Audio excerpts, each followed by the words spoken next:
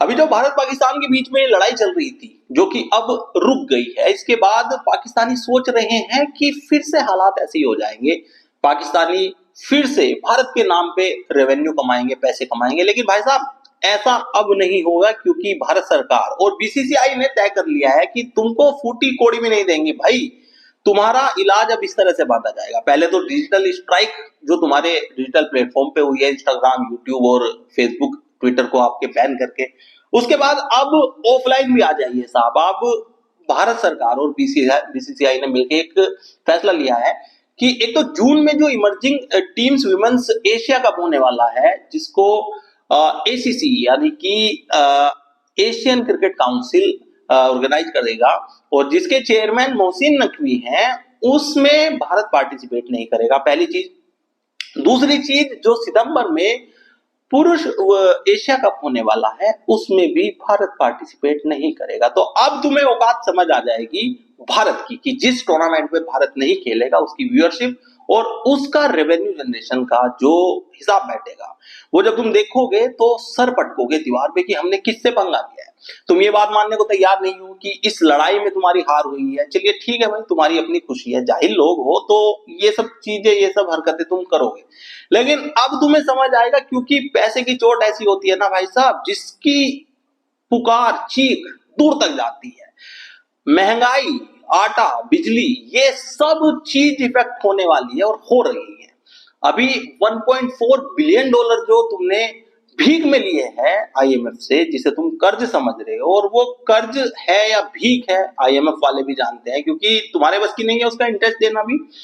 और उसके बाद जब ये पैसा खत्म हो जाएगा, तब तुम्हें समझ आएगा कि तुम्हारे देश के हालात क्या है। और अब जब तुम्हारा रेवेन्यू भी भारत की तरफ से रुक गया है, क्योंकि तुम्हारे जो बड़े यूट्यूबर्स थे उनको बैन कर दिया गया, और उनकी व्यूअरशिप जाके देखो आप लोग, तो आपको समझ आएगा कि पहले व्यूअरशिप क्या आती थी और अब क्या आती है। जिसकी व्यूअरशिप एक दिन में 4 लाख हुआ करती थी, उसकी व्यूअरशिप अब एक दिन में 3 से 4 हजार पे आ गई है। तो औकात समझ आ गई होगी, और नहीं आई है तो बाकी औकात तुम्हें समझ आएगी अब इमर्जिंग विमेंस एशिया कप में और पुरुष एशिया कप में, जिसकी व्यूअरशिप से तुम्हें थैला नहीं मिलने वाला, तुम्हें फूटी कोड़ी नहीं मिलेगी। तो मजा आने वाला है पाकिस्तान वालों, जम के दे।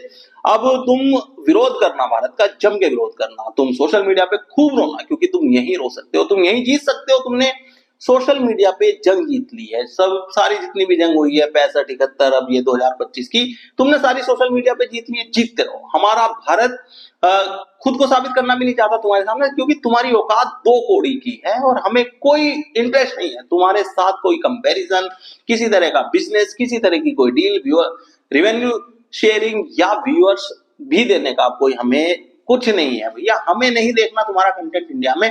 और 140 करोड़ लोग जब नहीं देख पाते किसी देश का कंटेंट, और जो देश सबसे बड़ा सोर्स है रेवेन्यू जनरेशन और व्यूअरशिप का, जब वो देश तुम्हारा कंटेंट नहीं देखेगा, तो धीरे धीरे तुम्हारे जो यूट्यूब प्लेटफॉर्म है ना, वो गायब होने शुरू हो जाएंगे। तुम्हारे बड़े बड़े यूट्यूबर्स परेशान हो चुके हैं कि भाई हम वीडियोस तो बना रहे हैं, हम कंटेंट तो बना रहे हैं, लेकिन बनाए किसके लिए, देखेगा कौन।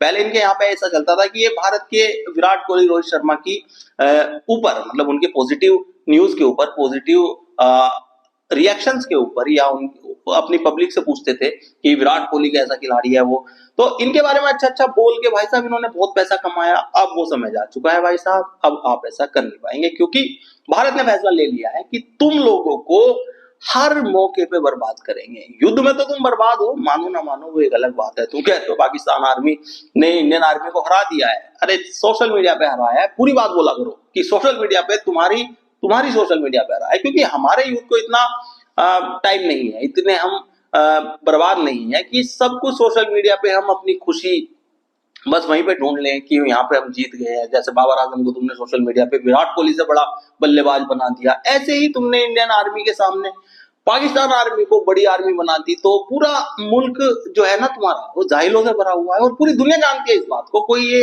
नई बात नहीं है। तो भैया अब तुम्हें समझ आएगा, ये जो क्रिकेट जो एक तरह से तुम्हारा बाइकआउट हो रहा है ना वो भारत में, इस चीज का तुम्हें पता पड़ेगा कि इस चीज का असर क्या होगा। आप क्या राय रखते हैं इस फैसले पे, कमेंट करके जो बताएं। इस चैनल को सब्सक्राइब और फॉलो करना ना भूलें।